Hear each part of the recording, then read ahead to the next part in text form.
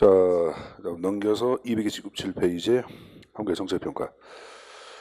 자, 이거는 이제 우리나라도 이제 정책평가를 이제 중앙정부 입장에서 직접 행하고 있습니다. 그래서 그 대표적인 이제 방법이 정부 업무 평가예요, 여러분들. 그래서 이제 개념이 나오고 있는데, 자, 일단은 대상이 되는 것은 이제 우리가 얘기하는 공공기관을 얘기합니다. 그래서 공공기관은 중앙정부, 지방정부 포함되어 있고, 우리 공공기관 운영에 관한 법률 배워서 안 배워서? 시장형 공기업, 준시장형 그런 거 배운 거 기억났나?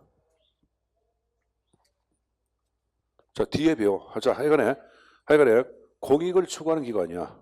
공익을 추구하는 기관에서 국가에 의하여 통제되는 기관이 바로 공공기관인데, 나중에 배웁니다. 정책, 사업, 업무 등에 관해 계획의 수립과 집행 과정 및 결과를 점검, 분석, 평가한다. 이 말은 뭐예요, 여러분들? 정책 평가한다고 보는 거예요, 여러분들. 자, 근데 이제 일단은 요 내용은 정부 업무 평가 기본법이라는 게 있어요. 기본법 자체의 근거와 요 내용이 설정되어 있는데, 여기서는 평가의 원칙을 크게 세 가지 유형으로 나누고 있습니다. 거기 이제 원칙을 좀 가지고 가야 되는데, 첫째 나온 거 봐. 통합적 평가 밑줄. 자, 통합적 평가를 얘기할 때는 과거에는 여러분들 이 정책 평가라는 것이 개별법에 다 분산되어 있어요. A란 법, B란 법, C란 법에 따라서 다 분산되어 있었거든. 이걸 이제 어떻게 하냐면은 정부 업무 평가 기본법 자체를 만들어서 그걸 다 몽땅 다 통합시켜 놓고 일괄되게 평가하고 있습니다. 이게 지금 이게 통합 평가예요. 자, 두 번째로 얘기할 때는 여러분들 거기 자체 평가란 말이 나올게요. 어디? 미술잖아. 둘째, 두 번째를 그때 자체 평가. 스스로 평가한다 그 표현이야. 세 차를 얘기하던 여러분들 투명 평가. 거기 두 번째 줄 중간에 투명하게 운영, 투명 평가. 요 세 가지가 바로 뭐다, 여러분들? 요 세 가지가 뭐라 했어요, 방금 전에? 정부 업무 평가의 기본 원칙 세 가지야. 사지에서 굉장히 좋아하는 부분이고 실제 나도덕입니다. 자, 또 하나 가져갈게. 자, 거기 그 밑에 현재 보자. 정부 업무 성과 관리는 각 과거 중국 과거의 국무총리 기재부 행정안전부 개별적으로 진행 평가를 각 부처의 자체 평가 총합되고 운영되다. 또한 그다음 보자. 국무총리 동그라미. 국무총리가 뭘 수립해? 정부 업무 평가 기본 계획을 수립하고, 자, 동그라미 매 몇 년마다? 3년마다 이를 수정 보완한다 이렇게 나오죠. 이걸 좀 치킨해서 가져가야 돼. 이게 지문이 한번 나왔어서 3년을 5년으로 바꾸는 지문 나왔었거든. 그래서 일부러 이 지문을 일부러 집어넣은 거예요. 그리고 지금 얘기한 정부 업무 평가를 담당하는 여러분들 기관은 국무총리 소속하에 설치되고 있기 때문에 국무총리가 주관하고 있다는 것을 좀 숙지해서 가져가십시오. 알았습니까? 자, 다음 페이지 보자, 여러분들. 자, 다른 거 보지 마시고, 자, 오른쪽 보시면 이제 229페이지 맨 위에 자, 평가의 종류가 나와요, 여러분들. 종류가 나오는데, 자, 일단 교재에 나오고 있는 것이 5가지 형태가 쭉 나오고 있을게요. 일단은 자체 평가, 중앙행정관의 자체 평가, 그다음에 두 번째 지방정부의 자체 평가라는 게 나오는데 둘 다 공통점은 뭐냐면 평가할 때 소위 자체 평가 위원회가 구성이 돼야 돼. 거기 맨 위에 자체 평가 위원회가 나오는데 그냥 자체 평가 위원회가 구성해서 자체 평가한다고 하면 위험은 안 돼. 요 자체평가위원회가 어떻게 구성되어 있는지 구성 내용을 좀 봐야 돼요. 그 위에 줄 끝에 와 민간위원이 얼마 이상 포함돼야 돼. 3분의 2 이상이 여러분들 포함되어 있어야 합니다. 이거는 여러분들 중앙이나 지방이나 똑같아. 알았습니까? 중앙, 지방 똑같이 3분의 2 이상은 민간위원 다 똑같아요, 여러분들. 그 중 하나 가져가야 되겠고. 자, 맨 밑에 특정평가라는 거 보자. 특정평가는 누가 하냐? 국무총리가 하는 게. 누가 한다? 국무총리. 자, 근데 대상을 봐봐. 대상은 지방자치단체는 안 들어갑니다. 뭐 말을? 중앙행정기관을 대상으로 하는 게 어디 적어라. 지방자치단체 X라고 적어라. 내가 지방자치단체는 아니라 그랬어요. 그것도 한 문제죠. 국적을 통합적으로 관리하기 위해 2개 이상의 중앙행정기관. 어떤 시책이 뭐 행정안전부, 국토교통부 다 관련돼 있어. 이게 2개 이상의 중앙행정 관련 시책. 또 국민의 관심도가 높거나 국가적 세션에 대입된 사안. 요새 여러분들 뭐 청년 실업 문제, 부동산 침체 문제 이런 것들은 전 국민들한테 관심이 돼야 안 돼. 그래서 이런 사항들. 또 이제 대통령이 정하는 대통령이 야 이거 특정평가 이게 정하는 부분에 대해서 특정평가를 실시한다란다? 한다 그런 말이에요, 여러분들. 알았습니까? 그 다음 페이지 보자. 그럼 이제 쌍가로 반가로 4번에 지방자치단체를 대상으로 한 무슨 평가가 나와? 합동평가. 합동평가는 누굴 대상으로 한다? 지방정부 여러분들. 자, 근데 이제 보자. 지방자치단체 또는 그 장이 밑줄 위임받아 처리한 국가사무란 말이 나오죠. 해놓고 위임사무라고 적어라. 위임사무. 자, 공부하신 분들 알겠지만 단체 위임된 것을 단체 임사무, 장한테 위임된 것을 단체 뭐라 그래요? 기관 임사무라고 배웠죠, 여러분들. 그러니까 위임 사무하고 또 하나 국고 보조 사업. 자, 그럼 이제 이 지금 얘기한 위임 사무하고 국고 보조 사업의 여러분들, 그죠, 여러분들, 그거 좀 숙제해서 가져가야 돼. 세 번째 줄 누가 가져가야 되냐? 밑줄 행정안전부 장관이야. 여러분 지방자치를 관장하는 중앙부서는 무조건 행안부야. 그래서 시험 문제 뭐 행안부 대신이면 국무총리 아니면 여러분들 뭐 기재부 이렇게 바꾸면 무조건 틀려. 이것도 많이 나와. 그냥 머릿속에 외워도 지방자치는 무조건 누구다? 행안부다. 행정안전부다 이렇게 외워두세요, 여러분들.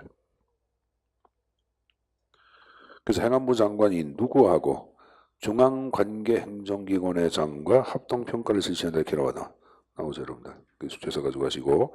자, 쭉 내려가서 여러분들 만가로 5번에 공공기관 평가란 말 나오죠. 자, 공공기관 평가 자체를 얘기할 때는 그 두 번째 줄 끝에 누가 하냐? 외부기관이 실시합니다. 누가 한다? 외부기관이 실시하도록 되어 있다는 거 정해서 가지고 가십시오. 자, 그러면 이제 오른쪽에 맨 위에 정보업무평가관장기구가 나와 위원회인데 첫 번째 줄 끝에 어디 소속이야? 아까 국무총리 소속이라 아까 얘기했고, 그다음 세 번째 위원장이 한 사람이 두 사람이야. 위원장 두 사람을 포함한 15인 이내 위원으로 구성되어 있어요. 근데 위원장 두 사람 중에 한 사람은 국무총리가 위원장이 돼.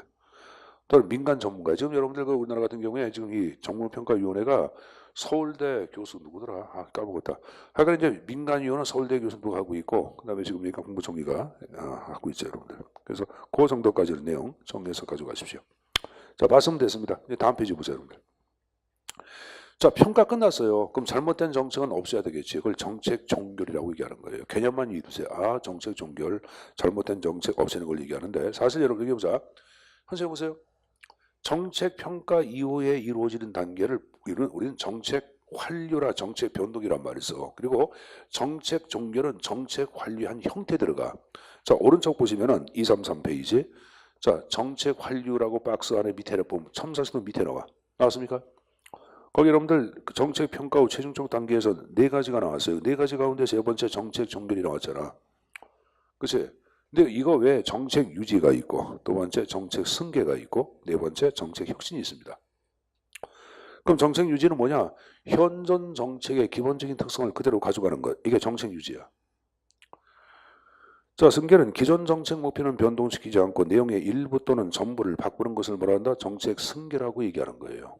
개념 이해두셔야 합니다. 근데 정책 혁신 네 번째는 틀려. 새로운 정책을 만드는 게야. 그동안 여러분들 하지 않았던 분야에 개입하기 새로운 정책을 만드는 것을 정책 혁신이라고 얘기합니다. 그래서 네 가지 정책 개념 정리해서 가져가십시오. 자, 뭐 그 정도 봤으면 됐습니다. 자, 이제 넘겨서 절 바꿔서 주요 관리 기법. 자, 출제님들 빈출 B급 정도됩니다. 자, 행사 유일하게 수학이 나와. 경제 수학이. 요게 경제 수학 유일하게 나오는 건데 어렵게 생각하지 마시고 쉽게 접근하면 더 쉽게 여러분들 이해할 수 있습니다. 자, 출제 포인트를 보시면은 2번에 집중되어 있죠. 쉬운 현재 가치, 비용 편익비, 내부 수익률. 여기서 출제가 나왔다고 말해요, 여러분들. 자, 그럼 이거는 우리 현재 보자. 우리가 앞에서 자, 아까 이런 얘기했어. 정책 결정 과정일 때 문제인지 목표 설정, 정보의 수집. 세 번째, 대안의 탐색, 작성, 예측, 비교 분석 평가. 이 비교 분석 평가할 때 비용 편익, 비용 효과 분석 한다. 이게 지금 관리 기법이야. 그래서 여러분들 맨 앞에 이런 걸 다 묶어서 관리학 MS라 그러거든. 매니지먼트 사이언스 해가지고 MS 그러는데 문제 해결이나 의사 결정에 있어서 최적의 대안을 탐색하는 데는 계량적인 접근 방법이 지금 얘기한 바로 뭐다 여러분들? 관리과학이라고 얘기하는 거예요. 알았습니까? 이 관리과학의 출발은 이제 운영연구라는 게 있어요. 네 번째 줄. 중요한 건 아닙니다. 그 운영연구 자체가 발달해가지고 체제 분석이 만들어지고 정책 분석이 만들어지는데 자, 우리가 이제 정리할 것은 이제 다른 걸 보지 마시고 236페이지 펴봐. 거기 3번에 체제 분석 기법, BC 분석과 EC 분석이란 말이 나와 있을 거예요. 시험 문제는 이쪽을 중심으로 문제가 나온다고 얘기하나. 다른 거 볼 필요도 없어. 다른 거 보지 말라. 보지 말라 그랬고. 자, 그럼 이제 비용 편익 분석과 비용 효과 분석인데 편익과 효과는 약간 차이점이 있어요. 어떤 차이점이냐면 세 번째 줄 보자. B는 베니피트야. 그 편익은 항상 화폐, 금전으로 항상 가치가 표시가 돼. 기업은 100% 매출액 금전으로 표시가 돼야 돼. 그래서 이 기업에서 분석하는 것은 BC 분석이야. 근데 이시 분석에서 이런 효과야. 이 효과는 비금전적, 비화폐적 단위로서도 표시가 됩니다. 현재 보자. 현재 보세요, 여러분들. 자, 예를 들어서 여러분들 정부에서 예를 들어서 3천억을 투입해서 새로운 고속철도를 만들었다. 새로운 고속철도 245km 구간을 건설했다. 그러면 247km 구간은 화폐야, 비화폐야? 비화폐죠. 비화폐죠. 국가 성역 강화에 기여했다. 화폐야, 비화폐야? 비화폐죠. 이런 식으로 분석하는 비용 효과 분석을 얘기하는 거예요. 알았어요? 물론 효과 분석도 금액으로 표시할 수 있어요. 이게 선생님 어떡하냐? 선생님 보자. 예를 들어서 여러분들 고속도로를 건설해가지고 여러분들 성역 강화에 기여했고 성역 강화의 기여의 정도는 약 3조의 효과를 가져왔다. 그럼 3조는 금액이야, 금액이 아니야? 금액이지. 이렇게도 표현되는 게 비용 효과 분석이야. 그러니까 비용 효과는 금전적 가치로서 표시가 되고 비금전으로 다 표시가 되는 게 효과야. 알았습니까? 그러니까 정부에서 이런 것은 비용 효과 분석을 보다 많이 쓴다고. 비용 편입 분석은 무조건 기업이야. 기업 무조건 이런 매출액 같은 게 항상 화폐로만 표시가 되잖아. 근데 정부는 비용 효과 분석을 많이 쓰고 있다. 그거 보이는 거예요, 여러분들. 이해했죠? 자, 그럼 이제 그 형태를 갖고 이제 말씀드리겠는데, 다른 거 보지 마시고 이제 한 장을 더 넘겨보세요. 자, 238페이지. 그 쌍그룹 4번의 평가 기법에 첫 번째 나온 게 뭐가 나와요? 순현재 가치가 나와 있을 거예요. 그래서 순현재 가치가 뭐냐? 거기 편익의 현재 가치에서 뭘 빼? 비용의 현재 가치를 뺀 나머지를 우리는 순현재 가치라고 얘기합니다. 자, 뭐에서 뭐를 뺀 것? 비용의 현재 가치에서 편익의 현재 가치를 뺀 나머지를 순현재 가치라고 얘기하는 거예요. 근데 이제 여기 보자. 자, 1억이란 돈이 있어요. 그럼 이것은 현재의 가치로서의 1억하고 1년 뒤에 미래의 가치로서의 1억은 갖다 틀려. 틀리지? 그러면 현재 가치를 미래의 가치로 바뀌기 위해서는 꼭 필요한 것이 금리가 필요해. 뭐가 필요하다? 금리 R이 필요해. 근데 거꾸로 미래의 가치를 현재의 가치를 바꿔서 거꾸로 가는 거죠. 현재를 미래로 바꿔주는 것을 뭐라 한다? 금리라고 얘기하고 미래의 가치를 현재로 바꿔주는 것을 우리는 뭐라 하냐? 이것을 사회적 할인율이라고 얘기합니다. 뭐라 한다? 사회적 할인율 이렇게 표시가 돼. 근데 여러분들 말은 틀리지만 이것과 이것은 값은 항상 같아. 금리 2% 그러면 할인율도 2%야. 어제가 사회적 할인율. 똑같아요, 여러분들. 자, 이거 보자. 현재 보자.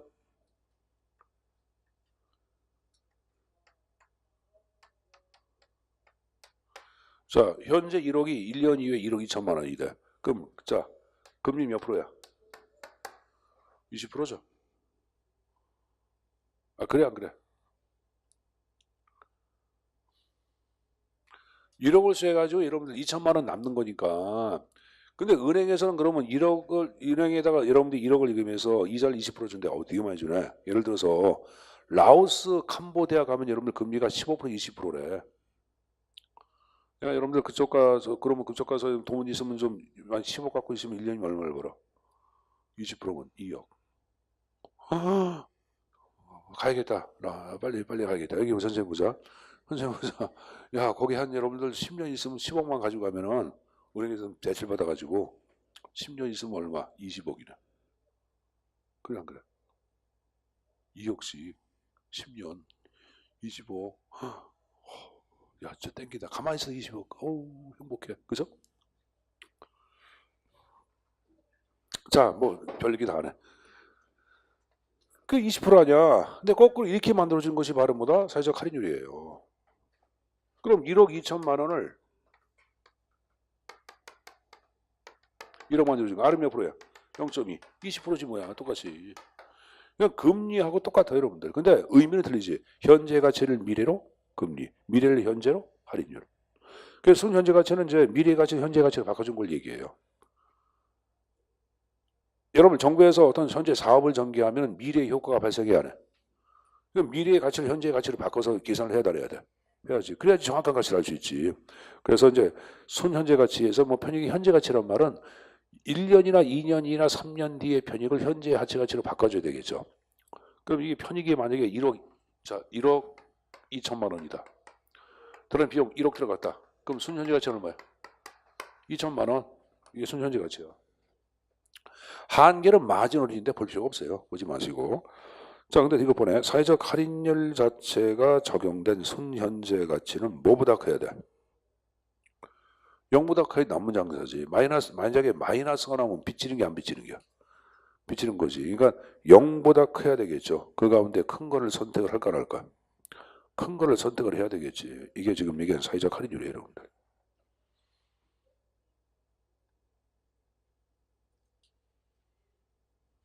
이해했어요? 자, 근데 오른쪽에 비용 편익비 나누기야. 나누기는 뭐보다 커야 돼? 1보다 커야. 이거 산수야, 산수. 그 가운데 큰 게 좋은 게, 작은 게 좋은 게? 큰 게 좋은 게. 우리가 보통 수익률 지수라는 게 있어요. 여러분들 은행이나 증권사 가면 수익률 지수가 얼마예요? 할 때는 지금 얘기한 비용 편익비야. 뭐 수익률 지수가 여러분 0.2%예요. 뭐 0.5% 그런 얘기하거든. 0.2%, 0.3%. 여러분 얘기해 보자. 여러분들 뭐 예를 들어서 ELS라는 거 들어봤어요? 응? 그럼 여러분들 여러분들 걔네들 거 보면 이제 그 담당하는 애들이 있거든. 어드바이저도 있고 있는데 걔네한테 물어보면은 ELS 같은 경우에 요 제품 자체는 여러분 수익률 지수가 0.5예요. 그럼 0.5 뭐냐면은 5%를 얘기하는 거야. 5%. 좋아 안 좋아? 안 좋아? 5%짜리 없나 보다. 뭐 하여간 수익률 지수가 이걸 얘기하는 거예요. 수익률 지수가. 자, 5%가 0.5가 아니라 0.5 50%네. 50%네. 0.05예요. 이렇게 얘기한다고. 5%. 0.05가 돼야지. 그치? 요새 은행 금리가 제로 금리 안 치다잖아. 뭐 은행에다 1%, 뭐 세금 저하면 1%도 안 돼. 1% 좀 되나? 근데 이제 금리가 3%부터만 나오면 뭐 난리 아니야. 난리죠. 요새 이제 뭐 청년 무슨 여러분들 뭐 신혼부부 뭐 이런 사람들을 대상으로 내가 각 지방 정부에서 이거 준다 그랬잖아. 그래서 저는 그거 알아보라고 얘기해서 알아봤어요? 중소기업을 대상으로 하는 거예요. 1,600만 원. 근데 그것만 주면 계속 줘야지, 그치? 예. 내 얘기는 2년 뒤에도 계속 줘야지. 달라고 얘기해야 돼. 그래, 중소기업 다니지. 안 그래? 1,600만 원 받으니까 괜찮아, 여러분들. 그럼 이제 기업하고 비교해볼 때, 대기업과 비교해볼 때 1,600만 원 더하면 여러분들 임금은 저기도 낮겠지만, 야, 좀, 야, 이제 이 정부가 돈 쓸 게 너무 많은 것 같아요, 여러분들. 안 그래요? 엄청 많은 것 같아요. 엄청. 진짜 많은 것 같아요. 이게 진짜 돈 들어갈 땐 많고 돈은 없고.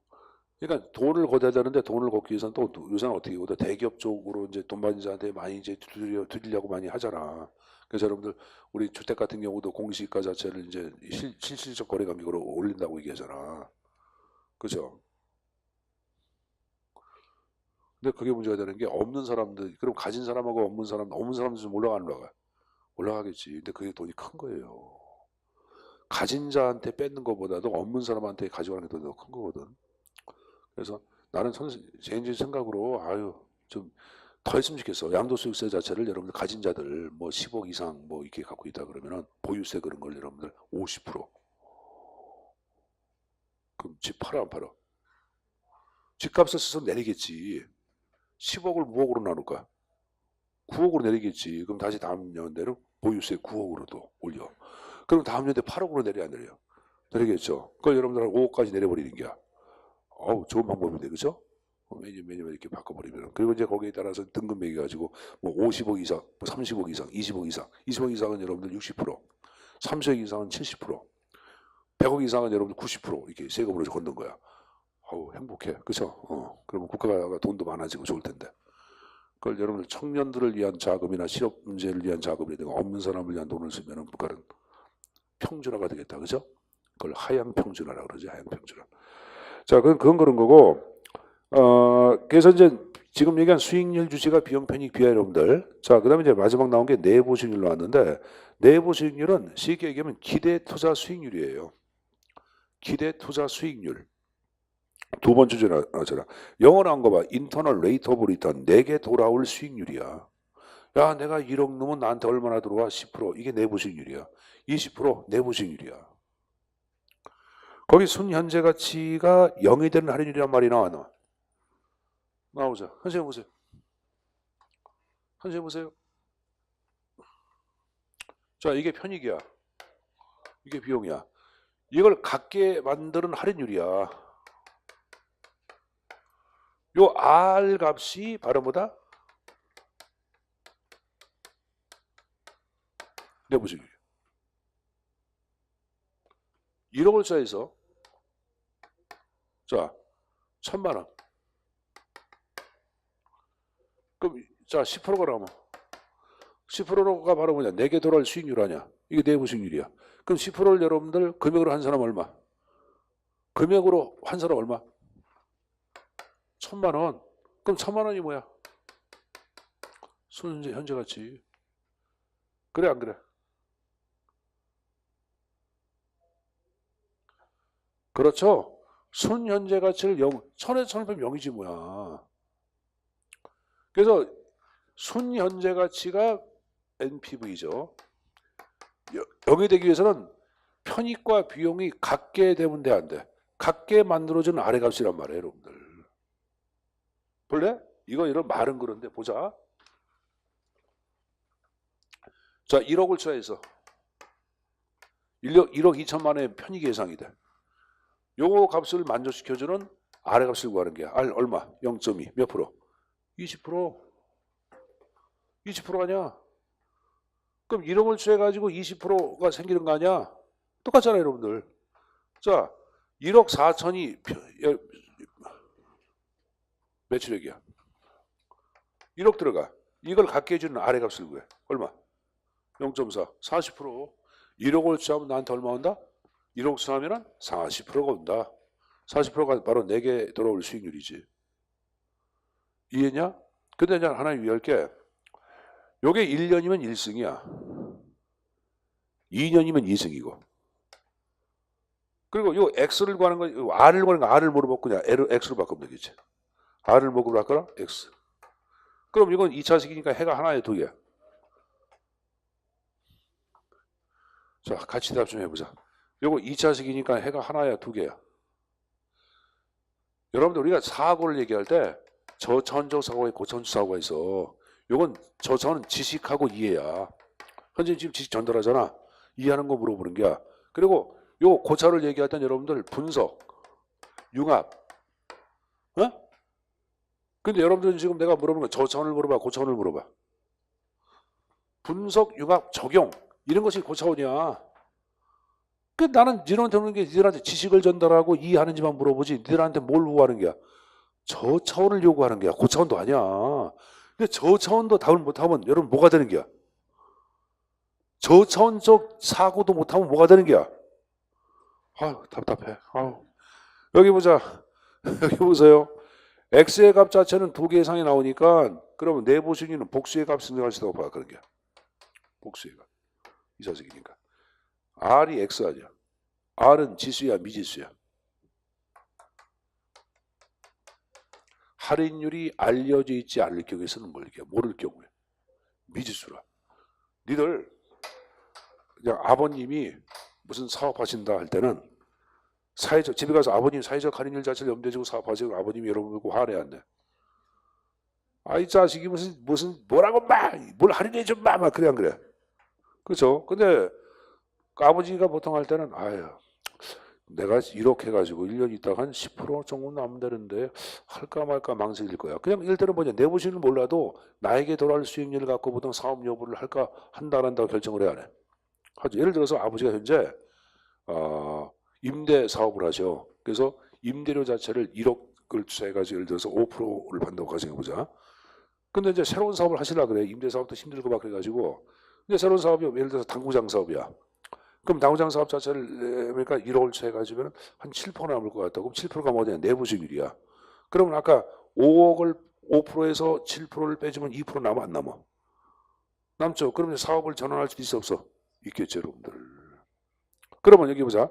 아까 얘기한 선생님 얘기한 거 임대소득 5%가 당구장 사업을 할까 말까를 결정하는 중요 기준이 돼야 한다.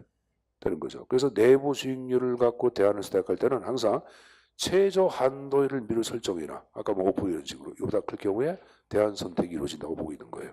자, 내부 수익률 좀 보자. 일단은 순현재 가치가 0이 되는 할인율 무슨 말인지 이해했을 거예요. 그 다음에 두 번째 내부 수익률이 가장 큰 대안이 능률적이다. 그 표현은 맞죠? 그 다음에 아까 할인율이 정하지 있지 않는다. R 이코로 미지수라 그랬잖아. X. 그 다음 며칠 결정권자의 주관적 가치가 가장 크게 작용. 그건 좀 이따 말씀드리겠고. 다음 네 번째 미리 최저 한도를 설정. 내부 수익률 일상의 대안 선택 맞죠? 그 다음에 5번의 끝에 복수가 될 수 있다 밑줄. 자, 그리고 이제 하나 물어보자. 국제사회에서는 여러분들 이거 보자. 할인율이라는 게 공통된 할인율이 있을까 없을까?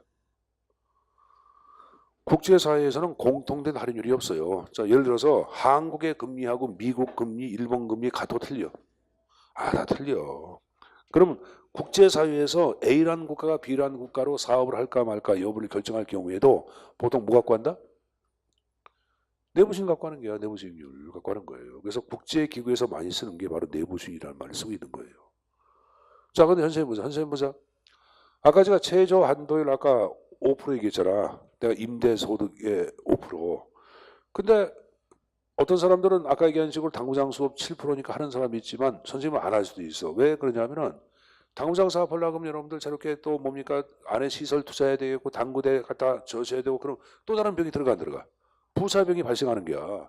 그런 비용을 따지고 보니까 그리고 내가 또 가서 또 당구도 이렇게 당구장에서 내가 또 근무도 해야 돼. 임대수은 근무할 필요 없는데 당구장 수업은 내가 당구 닦아야 되고 손님들한테 돈도 받아야 되겠고 여러분들 요새 당구장 가면 여러분들 짜장면 시켜줘 안 시켜줘? 너네 세상에서 먹는 짜장면 가운데 가장 많이 짜장면 어디서 먹는 거? 당구장. 짜장면 시키면 진짜 맛있잖아요 여러분들. 그 짜장면 내기 하는 거예요 여러분들. 그걸 안 해봤냐? 당구장에서 가장 두 번째 맛있는 거 맥주. 그 맥주 팔잖아 당구장에서. 안주는 안 팔도 맥주는 팔어. 늘 당구 안 쳐요? 선생님이 당구를 대학교 때 배웠는데 그 당시에 100 정도 쳤어. 100. 못 치는 당구지. 대학교 치고 난 다음에 30몇 년 만에 그저께 친구를 만나가지고 내가 고등학교 때 친구도 뭐 있었거든. 당구를 치재. 내가 250도 있고 뭐 300도 있고. 선생님은 근데 진짜 오래간만에 치는 거니까 50을 넣고 쳤어. 50. 50을 넣어도 야 50이 금방 12개가 되더라. 120이 돼버려. 무슨 말인지 알지? 아니 이게 파워라면 하나씩 더 올라가잖아. 그러니까 이게 12개가 5개가 돼야 되는데 12개가 돼버린 거야. 체점하라고 쳤는데 한꺼번에 9개 쳤다. 놀래. 나보고 다마 속였다고. 그래서 1등 했다. 그래서 얻어먹었다. 얼마나 행복한지. 자, 여기 보자, 여러분들. 선생님 보자. 그러면 어떤 사람은 그런 걸 다 따지는 게야. 자기 근무하고 뭐 그걸 다 따지는 게야. 그럼 난 최소한 8%가 돼야 돼. 그럼 그런 사람들은 당구장 사업을 해야 안 해? 안 하겠죠. 그럼 최저 한도율은 결정자 주관에 따라 바뀌어 안 바뀌어? 바뀌죠. 그래서 결정자의 주관적 가치가 가장 크게 작동되는 것 내부 수익률이에요, 여러분들. 내부 수익률. 그래서 내부 수익률에 대한 개념 정의는 꼭 숙지해서 내용을 좀 가져가시고 좀 세 가지 형태는 좀 정리해서 가져갈 필요가 있습니다. 알았습니까? 자, 그리고 이제 우리가 또 하나 정리할 게 거기 이제 238페이지에 순현재 가치 나왔잖아. 그것도 화살표 놓고 적어보자. 순현재 가치 화살표. 규모의 경제의 구현. 규모의 경제를 구현하고 싶을 때는 순현재 가치 갖고 대안을 선택을 해야 돼. 대안을 분석하고. 오른쪽에 비용 편익비는 소규모 사업 보호 시 비용 편익비 기법을 활용합니다. 비용 편익비 기법은 규모는 알 수가 없어요. 뭐 1조 투입해서 뭐 3조를 하거나 1억을 투자해서 3억 하거나 값이 같아. 그래서 규모의 경제 그런 건 발생하지 않아. 그러니까 상대적으로 소규모 사업을 번역할 때는 비용 편익비 기법 갖고 하는 거고 순현재 가치는 규모가 크면 클수록 좋아 안 좋아? 자, 현재 보자. 예를 들어서 A라는 사업은 1억을 투자해서 1조를 투자해서 2조가 발생해. 그럼 순현재 가치 얼마? 1조. B라는 사업은 1억을 투자해가지고 10억이 발생해. 그럼 순현재 가치 얼마? 9억. 그럼 위가나 아래가나? 그냥 머릿속으로 상상해보자. 선생님도 하는 일도 못하냐? 1조에서 2조 남았어. 그럼 얼마? 1조. 이렇게 해서 10억 남았어. 얼마? 9억. 그럼 어느 게 좋아?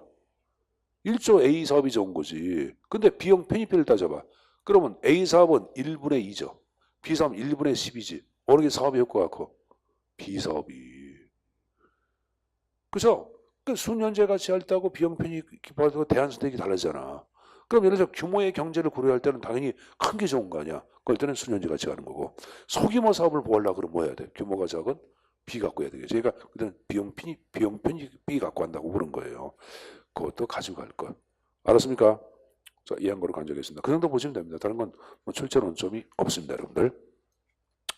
자, 왔으니까 242페이지에 기획 파트가 나왔는데 기획에서는 여러분들 두 가지 형태 정도만 가져가시면 돼요. 그 기획과 민주주의 관계하고 예측기법 잘 안 나눠봤던데 뭐 기획은 여러분들 준비 과정이 기획 아니야. 그래서 뭐 개념은 설명 안 하겠습니다. 안 하고 대신 여러분들 그 244페이지 기획의 정향이란 말이 나왔나.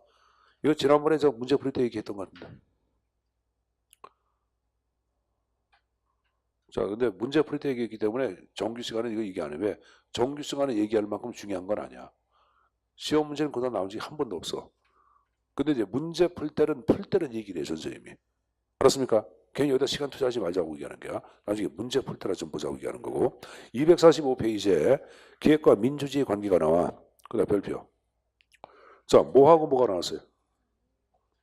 가끔 나오는데 이거 나오면은 수험생 여러분들 맞으세요 라고 문제야. 예비 공무원들 맞으세요 하는 문제야. 알았습니까? 양립할 수 없다. 하이에크. 저서 뭐야? 누이로이길. 기획을 도입하면은 의회가 파기가 되고 시민의 자유와 권리 침해 양립할 수 없다. 하이에크. 찬성한 인물 누구야? 파이노. 저서 뭐야? 반동의 길. 야, 아니야. 기획을 도입하면은 기획은 시민의 자유와 인권을 보호해. 찬성한 인물이에요. 그럼 생각해보자. 자, 이건 1930년대 선생님 보세요. 공항 이후에 똑똑한 시장 경제가 저른발이 경제로 바뀌었고 선생님처럼 이 저른발이가 되어버리잖아.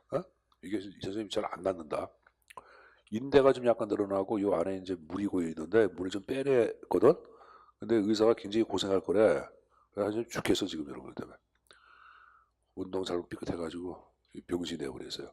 선생님 보세요. 여기 보자. 그러면 저른발이 경제가 되어버렸으니까 어떡하냐? 공항 때 이거 안 되겠다. 사회주의 계획경제를 도입하잖아. 그 점을 잘 아는 소정자본주의 혼합경제가 만들어졌지. 그럼 당시에 그러면 사회주의의 계획경제 체제 도입을 찬성한 사람도 있고 반대한 사람도 있겠지. 반대한 사람들은 또 자본주의 시장경제를 굉장히 열렬히 좋아하는 사람들. 그냥 살아가는 사람. 태극기 부대. 그냥 그들의 태극기는 뭐야? 자본주의 경제, 시장경제야. 아담 스미스야. 그럼 그걸 추종한 사람이 하이에크야. 야, 기획 도입하지 맘마 그렇게 얘기한 거야. 근데 사회주의의 기획경제 도입해야 돼. 수정자본주의 케인즈 입장을 취한 사람. 이게 파이노입니다. 찬성을 한다고. 그래서 학자하고 저서를 묻는 문제가 한 문제입니다. 자, 그리고 넘겨보세요. 다른 거 쭉 넘어가서 뭘 보자. 248페이지에 자, 맨 위에 기획에 무슨 법칙이 나와? 거래3의 법칙. 출제는 안 나왔지만 가끔 지문에 나오기 때문에 말씀드리겠습니다. 거래3의 법칙을 얘기할 때는 화폐의 법칙입니다. 거래3은 경제학자죠. 악화가 양화를 구축한다 그런 말인데 나쁜 것이 좋은 걸 지배한다고 보는 거예요. 선생님 보자. 옛날에 영국 자체를 얘기할 때는 금본위의 시대가 있어서 금본위. 그러면 동일한 1파운드를 할지라도 여러분들 오래 쓴 한 10년 쓴 1파운드짜리가 있고 새롭게 만들어진 금화 1파운드가 있어. 진짜 1파운드는 새로운 거야? 오래 쓴 거야? A라는 금화는 10년 동안 썼어. B라는 금화는 처음 만들어냈어. 그럼 진짜 1파운드는 새로운 금화야? 오래된 금화야? 오래된 금화는 달잖아 금이. 그래 안 그래요? 아이고 답답해. 아우 답답해. 여기 선생님이 주머니에 동전이 있어. 동전에 허물 파놨거든. 이게 그때부터 등장한 거야. 그래서 그래삼이 연구한 이때 만드는 게 이 험파작업이 한 거야. 그래삼이 왜? 오래되면 이게 달아 안 달아. 마모가 되면 다시 어디 들어가서 공장에서 금화를 다 찍어내기 위해서 만든 거야. 타이어도 여러분들 마모가 되잖아요. 타이어도 같은 거 아니야? 그럼 타이어가 마모가 되면 여러분들 여기 가운데 이렇게 깊이 들어간 부분 있지? 그게 다 없어져. 그럼 타이어 갈아야 돼. 가끔 가다 여러분들 그 고속도로 고속주행에다가 타이어 뻥 터져가지고 차 넘어가지고 사고 나고 인명사고 나고 그런 거 있지? 타이어 때문에 그러는 거야. 고속도로 사고는 여러분들 약 70%가 타이어예요. 그러니까 여러분들 운전할 때 소형 타이어 같은 경우에 타이어 자체가 갖고 있는 한도가 있어. 밟을 때 그 다 나와. 요거는 몇 킬로 이상 밟으면 안 되게 나와 있거든. 근데 그걸 무시하고 밟다가는 대형 사고로 나는 거야. 그러니까 여러분들 운전할 때는 그걸 염두에 둬야 돼. 그리고 타이어를 자꾸만 봐야 되겠고. 자, 근데 이제 그게 중요한 게 아니라 그래서 이게 만들어진 거야. 그러니까 어떤 현상이 발생하냐면은 오래된 금화 자체를 얘기할 때는 시중에서 막 유통되는데 새롭게 만든 금화는 장롱으로 망당 들어가는 거야. 장롱에 들어가면 그건 진짜 금화 아니야. 새 거. 그럼 나쁜 것이 여러분 시장을 지배한 것은 나쁜 것이 지배해, 좋은 게 지배해? 나쁜 게. 그래서 악화가 양알에 구축한다 이런 말 쓴 거예요. 그럼 기획에서 악화는 뭐냐? 선례, 답습적 계획이 악화고 양화는 세신적 계획이 양화를 얘기합니다. 그러니까 이 말은 선례, 답습적 계획이 세신적 계획을 압도한다 그런 말이에요. 다시 한번 선례, 답습적 계획이 어떠한 계획을 세신적 계획을 압도한다 그런 말입니다.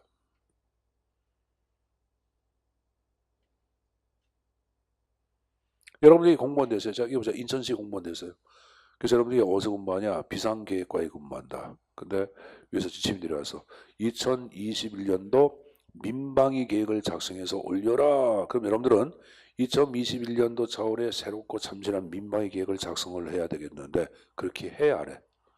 안 합니다. 어떡합니까? 2020년도 민방위 계획을 끄집어내가지고 맨 끝에 공을 모르만 받고 일르만 막는 거야. 그럼 1972년도 계획하고 똑같아. 바로 보다? 그래서 해봅시. 개념이 있으세요, 여러분들. 그거 가져가시고. 자, 이제 쭉 넘어가서 이제 가져갈게. 252페이지 예측기법. 자, 여기서 또 한 문제인데, 여러분 교재에 예측기법이 여러 가지가 나와 있어요. 나오고 있는데, 나오는 것은 딱 하나밖에 없어요. 뭐냐? 델파이 기법이야. 253페이지 델파이 기법. 델파이 기법. 네, 거기 이제 한 문제죠, 여러분들. 자, 일단은 그 250 여러분들 그 2페이지 보시면 예측 기법 대표는 게 세 가지가 나와. 투사가 나왔고 두 번째 예견, 세 번째 뭐 추측, 세 가지 형태가 좀 나오죠.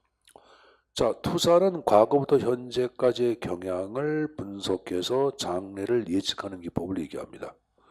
그러니까 현재까지의 여러분들 경향을 여러분들 분석해서 미래로 투사해 가지고 예측하자고 보는 거예요. 그럼 이 투사를 대표하는 게 뭐가 있냐면은 거기 시결 분석이란 말이 나올 거야. 그 다음에 밑을 쳐놓으시고 두 번째 여러분들 프레딕션이라고 하는 예견이 있어요. 투사는 프로젝션이야. 예견은 프레딕션이야. 그죠? 이건 여러분들 거기 이론에다가 밑줄 그들 끝에 법칙이나 명제, 수리적 기법 밑줄, 수학적 공식이야 쉽게. 뭐다? 수학적 공식. 이게 그런 거 예측하는 기법들. 이게 예견이에요. 거기 선형계획 하나 밑줄.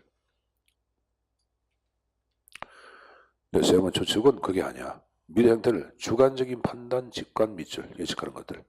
델파이, 브레인스토밍, 패널 밑줄. 이런 것들이 지금 얘기한 이걸 대표하는데 투사하고 예견 앞에 묶어도 투사 예견을 묶어서 우리는 양적 예측이라고 그러고 추측을 질적 예측이라고 언급을 합니다. 그래서 이 질적 예측을 대표하는 여러분들 뭡니까? 델파이 기법, 그걸 중심으로 이제 수업을 진행하겠는데 자, 일단은 델파이 기법 자체를 얘기할 때는 자, 오른쪽 보자.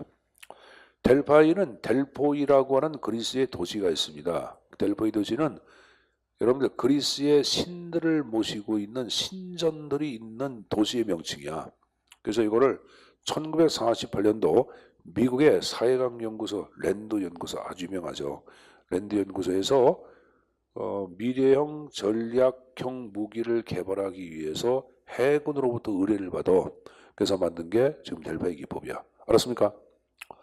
자, 그럼 델파이 기법은 이제 가장 중요한 게 전문가들의 주관과 직관이 전제가 돼야 돼. 두 번째 여러분들 뭐냐? 설문지를 활용을 해요. 뭘 활용한다? 설문지를 활용하는 특징이 있습니다. 자, 이건 제가 수업 전에 몇 번씩 얘기했던 내용인데 자, 여기 보자.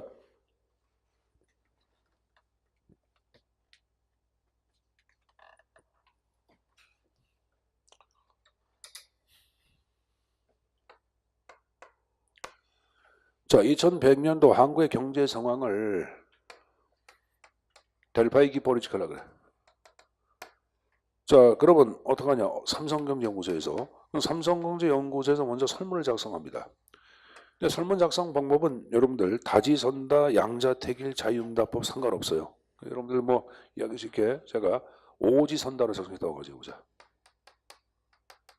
이렇게 작성해서 작성 끝나고 난 다음에 이것을 각 대학교의 경제학과의 교수들이 있잖아. 이들은 이 분야의 전문가들이죠. 이들한테 여러분들 설문을 요새는 이메일이 발달돼 있잖아. 이메일로 보내는 게야. 자, 내가 인하대학교 경제학과에 여러분들 내가 최 교수야. 그럼 나는 연구소에 앉아가지고 이메일 열어봅니다. 그 나의 의견과 일치하는 곳에 체킹합니다.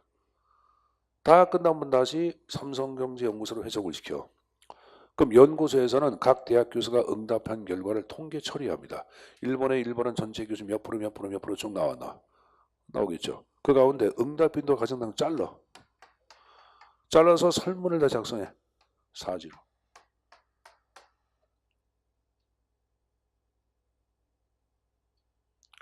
그리고 통계 처리한 결과를 이렇게 첨부합니다. 다시 보내. 자, 내가 아까 최 교수야. 두 번째 설문을 딱 보니까 5번이 잘렸어. 그럼 두 번째 응답은 바꿔 안 바꿔? 바꿔서 다시 체킹. 보내. 이걸 3회, 4회 계속 여러분 하면 하나의 이교지 만들어져 안 만들어져? 만들어지겠죠. 이래갖고 예측하는 기법들, 델파이 기법을 얘기하는 거예요. 자, 그래서 개념 나온 거 보시면은 2번 보자. 개념 에도그램이 어떤 문제를 예측, 진단, 결정, 의견의 일치 밑줄, 전문가 밑줄. 다음 3번에 보시면 여러분들 두 번째 끝에 일련의 설문 밑줄. 설문지 활용했죠? 자, 특징 1번의 익명성 밑줄. 각 대학 교수는 자신의 연구실에 앉아서 응답을 해. 그래서 어떤 교수가 어떤 응답을 했는지 알 수가 있어 없어? 없죠. 익명성. 두 번째, 결과를 종합해서 다시 돌려줬다. 먼저 의견 수정 가능하게끔 해서 했죠. 세 번째, 아까 통계 처리한 결과 첨부해서 보낸다고 얘기했죠. 그 표현이고. 그 다음에 사이버레스 기법은 적어놓자. 자동 제어라고 적어놔. 자동 제어. 자, 하게 자동 제어 자체 일정한 기준을 설정해서 기준에 해당하지 못하는 것을 자동 제어시키는 걸 얘기해요. 그럼 여러분들 좀 전에 가장 열악한 응답은 잘라 안 잘라? 자르지. 그래서 지금 자동 제어 기법을 활용하고 있는 사이버레스 기법 자체를 인용하고 있다. 그렇게 얘기합니다. 그렇게 해서 가져가십시오. 자, 그럼 이 기법에 장점도 있고 단점이 있겠죠. 자, 일단은 장점 자체를 얘기할 때는 예측 분야 관련된 많은 변수를 고려할 수 있다. 두 번째, 다루어질 정보량을 증가할 수 있다. 어떻게 하면 돼? 설문의 양만 늘리면 돼. 별거 아니에요. 설문의 양만 늘리면 되겠지. 안 그래요? 그 다음에 세 번째, 집단적 상호작용, 보다 많은 지식과 자극 나눌 수 있겠고. 그 밑에 전문가한테 물어보는 거니까 미래에 대한 위험을 어느 정도 감수할 수 있어 없어? 있겠지. 전문가한테 물어보는 거니까. 익명성의 근거와 솔직한 답변도 할 수 있죠. 자, 그러나 단점이 있겠죠. 항상 소수 의견은 무시가 된다 안 된다? 무시가 되겠죠. 또 전문가로서의 체면을 살리기 위해 의견을 고집하는 경우도 있다 없다? 있겠지 여러분들. 선생님이 아까 인하대학교 최 교수인데 일본에 1번을 해서 잘렸어. 그럼 기분 좋아 안 좋아? 안 좋지. 그럼 다른 번 응답할 때 응답 제대로 해. 여러분들 그냥 형식적으로 해. 형식적으로 합니다. 이걸 얘기하는 거예요. 그 다음에 설문의 방식 응답을 적어간다. 무슨 말인지 알죠? 여러분 여기서 많은 사람들은 대한민국 최고의 예쁜 탤런트를 김태리로 한다. 당신은 최고의 예쁜 탤런트를 누구라고 생각하냐? 그럼 벌써 많은 사람들 해가지고 벌써 인지를 시켜 안 시켜? 인지를 시켜 표상을 시켰잖아요 여러분들. 그렇게 해서 설문한 건 문제가 있는 거지. 그냥 다음에 연예인 가운데 가장 아름다운 탤런트는 누굽니까? 해서 1번에 전지현, 2번에 김태희, 3번에 송혜교, 4번에 설현. 그러면 여러분들 그 답 찾기가 쉬워요. 우리 청라부자는 누구? 4명 가운데 전지현, 김태희, 설현, 또 하나 누구? 송혜교. 누구? 다 별로야. 1번에 오남이, 2번에 선생님이 인격 모독하는 게 아닌데 오남이하고 누구더라? 그 요새 안 나오더라. 고대영문과 나오네. 박노자 같이 나오네. 박지선? 박지선이 참 얘들은 인간성 좋은 것 같은데 그죠? 박지선은 참 안 된 게 피부가 특히 안 좋대. 그래서 화장을 못 한대. 화장은 피부가 이렇게 뭐 저기 막 난대. 근데 애들은 참 잠깐. 근데 사실 이제 그 친구들은 선생님 생각에는 요새 여러분들 성형 기술이 너무 의사가 아니라 의사를 뭐 하나님이라고 그런다며. 어? 은하님이란데 은하님. 의사를 은하님이라 그러는데 의사 하나님. 그래서 사람들 그 의사는 진짜 성형 기술 발달돼 있어가지고 완전 얼굴이 바뀌는 것 같더라고. 그 TV에 여러분 선생님 얘기했잖아. JTBS의 그 손석희랑 같이 9시에 진행하는 애. 앵커 여자애. 이번에 문제 발생하네. 손석희가 뭐 걔랑 뭐 차를 탔다 먹게 하지 말도 안 되는 얘기 소문 나온 거 있잖아. 안몬데 그 친구 여러분들 사진 보면은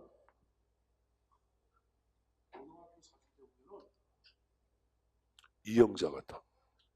근데 완전히 밖에서 안 바뀌었어요. 자, 그게 중요한 게 아니라 여기 보자. 설문의 방식 응돌 자원다까지 내용 좀 정리해서 가져가 주십시오. 그 델파이 기법의 장단점까지 내용 좀 가지고 뒤에 건 뭐 논점이 없습니다. 알았습니까? 그렇게 정리해서 가져가는 걸 하겠습니다. 자, 배우고 잠깐 좀 정리해 볼까요, 여러분들? 기획 파트만 잠깐 정리해 보자. 뭐 중요한 거 아니니까. 자, 여러분들 245페이지에 양립불 가능설을 얘기한 학자는 누구예요? 하이에크 저서 로이로의 길. 찬성한 사람 누구? 파이너 저서 반동의 길. 자, 그 다음 페이지 쭉 넘어가서 여러분들 그 248페이지에 기계 회상의 법칙은 뭔지 알지? 그 개념 좀 이해해 두시고, 자, 그 다음 쭉 넘어가서 예측 기법 가운데 질적인 예측을 대표하는 건 뭐예요? 델파이 외워두세요. 델파이는 질이야, 양이 아니야. 질적인 분석이야. 니들 브레인스톰이라고 들어봐서 안 들어봤어? 들어봤는데 우리 이제 여러분 252페이지 맨 밑에 예측에 추측해가지고 델파이 패널 브레인스토밍 나왔죠? 브레인스토밍도 여러분들 지금 얘기한 식으로 질적 예측인데 유의할 것은 화살표 놓고 동그라미 1, 쭉 따와. 동그라미 1, 질적인 예측. 동그라미 질적 제고의 원칙 X, 양적 증가의 법칙 동그라미. 질의 제고 올린다 그것은 아니라 양적 증가의 법칙이 맞아요, 여러분들. 알았어요? 그렇지만 무슨 법칙이다? 질의 예측이야. 질적 예측이야. 여러분들 자 보자. 우리가 브레인스토밍은 그대로 해석해봐. 바로 뭐야? 브레인 뭐야? 두뇌. 스토밍은 뭐야? 폭풍, 선풍 그런 걸 얘기하잖아. 두뇌에서 그냥 엄청난 뭐 폭풍이 보는 걸 얘기해. 두뇌가 엄청나게 폭풍 보다는 것은 두뇌에서 문득 뭘 떠오르게끔 하는 걸 얘기해요. 그래서 이것은 자유스러운 분위기를 전제로 해가지고 가서 많은 아이디어를 만들게 해. 그래서 양적 증거라고 얘기한다고. 알았어요? 그리고 제시한 아이디어는 비판하면 안 돼. 비판 금지 원칙이야. 그러니까 저거로 자, 자유의 원칙, 두 번째 양적 증가의 원칙, 세 번째 비판 금지 원칙. 비판 금지. 하나만 더. 편승의 원칙. 편승의 원칙을 허락의 원칙이라고 그래요. 그런다? 허락의 원칙. 제한된 아이디어를 여러분들 모방해가지고 약간 낮게도 할 수 있다 이게야. 그걸 편승한다, 허락이란 말을 쓰는 거예요. 그 네 가지 원칙 정도를 가지고 하는데 브레인스토밍은 지금 얘기한 식으로 질적 예측이지만 양적 증가의 법칙이야. 혼동하지 말라고 여러분들. 알았습니까? 혼동하기 때문에 말씀드린 거예요. 자, 그러니까 이런 것들 다 지금 델파이 기법 관련된다고 말씀드렸습니다. 자, 봤으니까 좀 쉬었다가 또 수업 진행하도록 하겠습니다. 좀 쉬었다 하자.